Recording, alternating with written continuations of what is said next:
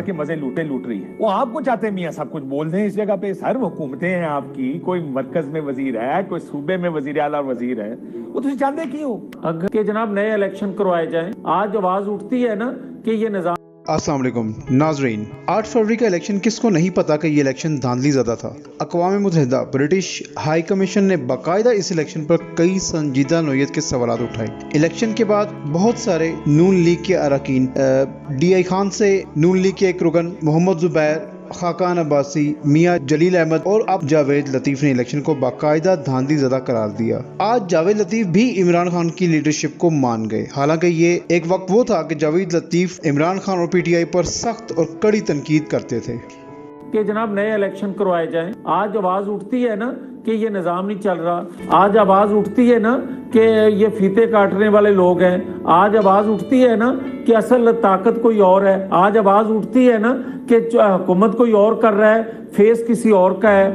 تو کیا صرف چہرے بدلنے سے نظام ٹھیک ہو جائے؟ وجہ دو ہیں, دو ہی شخصیات ہیں, دو ہی لیڈر ہیں. ایک ہے جس کا نام نواز شریف اور ایک ہے عمران خان. دونوں حقیقت ہیں. میں چاہوں بھی تو اس حقیقت کو جھٹلا نہیں سکتا. دونوں نے اقتدار جماعت کو دلوایا اور اقتدار میں رہے, اور دونوں کی پرفارمنس اور دونوں کی جو ڈیلیور کیا سب کو دیکھ لیا جائے اور فیصلہ کر لیا جائے. مگر آپ سوال اٹھائیں گے کہ بھائی پھر وہ الیکشن ہوتا ہے, اس میں لوگ دیکھ لیتے ہیں کس کی کیا پرفارمنس ہے اور اس کے مطابق فیصلہ.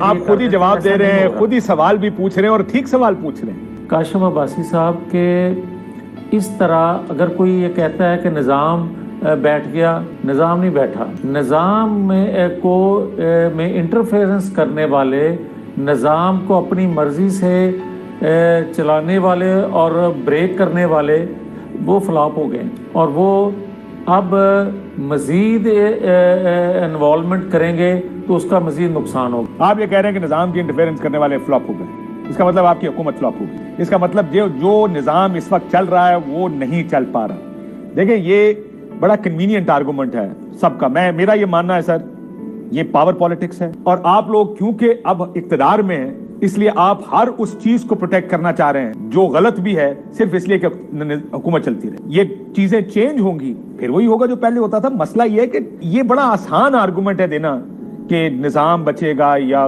ملک بچے گا یا سیاست بچے گی. نہیں سر, ایسا نہیں ہے. یہ آپ لوگوں نے بیچنے کی کوشش تو بہت اچھی کی ہے, لیکن لوگوں نے یہ بات خریدی نہیں آپ کی, کیونکہ آپ کے اپنے لوگ جب چھوڑ کے جاتے ہیں کہتے ہیں کون سا ڈیفو, آئی ایم ایف کے پاس چلے جائیں. عمران خان بھی گیا تھا, آپ بھی جائیں گے. آئی ایم ایف جو ہی آپ چلے جاتے ہیں نظام بچ جاتا. آئی ایم ایف کے پاس نہیں جاتے کیونکہ اکانومی ایسی ہے, نظام بچ جاتا. میں حکومت کی بات نہیں کر رہا, میں صرف یہ پوچھ رہا ہوں جو آپ کہتے ہیں میاں صاحب کو کہ بولیں, وہ آپ چاہتے ہیں کیا ان سے؟ عباسی صاحب میں یہ کہنا چاہتا تھا کہ میاں نواز شریف بولیں, اور میاں نواز شریف کے بولنے سے خالی مسئلے کا حل نہیں نکلے گا, دو ادارے ساتھ بولیں. یہ آپ ساروں کا ایک بڑا ڈائلیما ہے, ٹھیک ہے, سب سیاسی سیاست کا. آپ صرف ایک اپنے آپ کی سیاست پھنس گئی جا کے 2022 میں. آپ کو لگتا ہے 2023 اور 24 کیلنڈر پہ آئی نہیں ہے. سر یہ ملک 75 سال سے ایسے چلا ہے. نہیں کاشف, 76 سال سے, میری بات سن لیجئے گا میاں صاحب, پلیز, 76 سال سے یہ ملک ایسے ہی چلا ہے. یا آپ اصول کی بات کریں گے, یہ آپ جو میرا منافع جس چیز میں یہ بات کریں گے پھر اصول تو نہیں ہے, پھر وہی پاور پالیٹکس. آپ کہتے ہیں ہمیں کیوں اٹھایا, وہ کہتا ہے جناب مجھے بھی اسی طرح نکالا گیا ہے. آپ ہی کہتے ہیں کہ آپ کو استعمال کر کے, آپ ہی مان رہے ہیں نا کہ ڈیل کر کے ایک نو کانفیڈنس لایا گیا. آپ بھی استعمال ہوئے, جیسا 2014 کا دھرنا تھا, آپ کی نو کانفیڈنس ویسے آئی. سن لینا, میں آپ کو یہ کہہ رہا ہوں کہ اس کے بعد 2022 سے 2024 تک بھی جو رجیم دونوں اداروں میں ہے اس کے حوالے سے بھی بات کر رہا ہوں کہ چینج آئی, اور اس کے بعد جو اعتراضات ہیں اس پہ بھی انویسٹیگیٹ ہونا چاہیے. وجہ ایک ادارے نے خود کہہ دیا کہ 2014 سے آپ انویسٹیگیٹ کریں. میں مانتا ہوں یہ کہہ رہے ہیں نا سر, نظام آپ یہ بات کر رہے ہیں. میاں صاحب پہلی چیز تو فیصلہ کر, نظام پرماننٹ ہے, آپ لوگ آنی جانی چیزیں ہیں. آپ وہ لوگ ہیں جو حسب ضرورت حسب ذائقہ یا لائے جاتے ہیں یا اپنا کرنا خود آفر کر دیتے ہیں. سر آپ کی خدمت میں حاضر ہیں, جو خدمت چاہیے میں کرنے کو تیار ہوں. یہ اور اب جب آپ کی حکومت جائے گی نا, ابھی تک آپ کی حکومت نے کچھ نہیں کیا, لیکن جس دن آپ کی حکومت جائے گی آپ پھر جنرل باجوہ, جنرل فیض, فلانا جنرل, فلانی کوٹ. سر یہ نظام ٹھیک کریں. آپ یہ نہیں ہو سکتا کہ نظام کو کندھا بھی دیں اور جب باہر نکلیں تو آپ کہیں کہ جناب اب ہم انقلابی بھی بن گئے. کوئی ایک لائن پکڑنی پڑے گی نا سارے سیاستدانوں کو. سب میں یہ کہہ رہا ہوں آپ نے حکومت آپ نے کہا مجبوری میں لی, کیا مجبوری تھی آپ کی؟ یہ ایک حقیقت ہے جو میں کہتا آیا ہوں اور آج بھی کہہ رہا ہوں, اعتراف کر رہا ہوں کہ یہ حکومت ایک ارینجمنٹ کے تحت دی گئی ہے. مگر میں آپ کو جو کہنا چاہتا تھا, جو آپ نے سوال شروع میں اٹھایا تھا کہ نواز شریف خاموش کیوں ہے یا قیدی نمبر 804 جو ہے اس کے گرد سیاست ہو رہی ہے, میں آپ کو یہ کہنا چاہتا ہوں کہ حقیقت یہی ہے کہ دو لیڈرشپ پاکستان کے اندر کسی کا ووٹ زیادہ ہے یا کم ہے, کس کا زیادہ ہے کس کا کم ہے, آج پہلے یہ طے کر لینا, اس کے مطابق میں اپنی بحث آگے بڑھاتا ہوں. اس وقت کیا نون لیگ کا ووٹ زیادہ ہے یا تحریک انصاف آپ سے بہت آگے چلے گی ووٹ بینک؟ آگے ہوگے نہ کوئی ہے نہ پیچھے ہے, مگر ایک فرق ہے. فرق یہ ہے کہ دنیا کے ذرائع ابلاغ جو ہیں وہ ہمیں چور ڈاکو اسی طرح کہہ رہے ہیں جس طرح ان کی ضرورت تھی یا یہاں کے لوگوں کی ضرورت تھی. مگر میں جو آپ سے گزارش کرنا چاہتا ہوں اور اس کا حل دینا چاہتا ہوں, حل اس کا کوئی نہیں ہے سر, میں معافی چاہتا ہوں سر, یہ کہانیاں ساری ملک بچانا ریاست بچانا سر, یہ بات نہیں پتا, مجھے بتائیے نہیں. اب میں آپ کو, میں معذرت سے یہ جملہ مکمل ضرور کروں گا. میں آپ کو یہ کہنا چاہتا ہوں کہ دو ادارے جو خاموش ہیں, جو کبھی کبھار ان کے ترجمان کی طرف سے سٹیٹمنٹ آتا ہے اس سے کام نہیں چلے گا. بات سیدھی سی ہے کہ 2014 سے 2024 تک اداروں میں بیٹھے لوگوں سے جو غلطیاں ہوئی ہیں وہ حقیقت بیان کرنا پڑے گی. تو آپ یہ کہہ رہے ہیں کہ 2000 ایک کر کے چلتے ہیں, 2014 سے 22 تک عمران خان کو سہولت کاری دی گئی, 22 سے 24 تک آپ کو سہولت کاری دی گئی, اور آپ یہ کہہ رہے ہیں ادارے کریں. مسئلہ یہ آپ خاموش ہیں, آپ کی لیڈرشپ خاموش ہے, حکومتوں کے مزے لوٹ رہی ہے, آپ اس نظام کے اندر آپ آؤٹ سائڈر ہیں. وہ جو باہر بیٹھے نا, وہ بہت سے لوگ جو پریس کانفرنس کرنے آتے ہیں آپ کی حکومت کے ترجمان اور وزیر, وہ آپ جیسے لوگوں کو کہتے ہیں سر جو بات کرنی ہوتی پارٹی کے اندر کیا کریں, ٹی ویوں پر جا کے اس طرح کی باتیں نہ کیا کریں. مسئلہ یہ ہے کہ سر آج کل آپ اقتدار کے مزے لوٹ رہے ہیں, ڈیلیں بنا کے آئے, اور آپ کی یہ پالیٹکس ہے. جب تک آپ نہیں بولیں گے, یہ کام سیاستدان کے کرنے کا ہے. آپ کہتے ہیں وہ دونوں ادارے بولیں, وہ کیوں بولیں گے؟ کبھی تاریخ میں بولے ہیں, وہ مجبوراً بولتے ہیں. آپ کا کام ہے بولنا پڑے گا. نہیں یار بولنا پڑے گا میرے بھائی, اس کی وجہ میں بتا دوں آپ کو. سر آپ تو یہ کہہ رہے ہیں ہم ووٹ ڈالتے ہیں, سر ہم نہیں بول سکتے, ہم حکومت میں ہم نہیں بول سکتے, آپ بولتے ہیں. سر آپ کیوں نہیں بولتے؟ یار میری بات تو سن لیں میرے بھائی میری گزارش سن لیں. ادارے بول رہے ہیں, میں آج آپ کو کہتا ہوں کہ 45 سال بعد انصاف فراہم کرنے والا ادارہ آج بول رہا ہے.